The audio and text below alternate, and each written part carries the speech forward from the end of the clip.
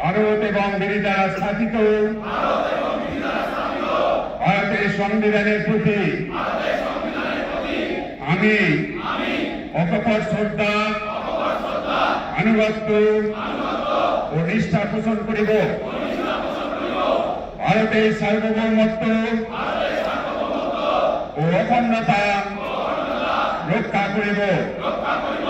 আমার পদে কর্তব্যসমূহ নিষ্ঠাপূর্বক সাধুতা সহকারে ও বিনা পক্ষপাতে নির্বাহ করিব।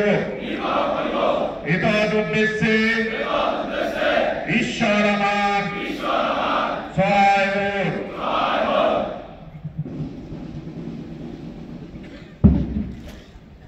সকলকে আবার অনুরোধ, নিশাঞ্জলি প্রস্থানের সময়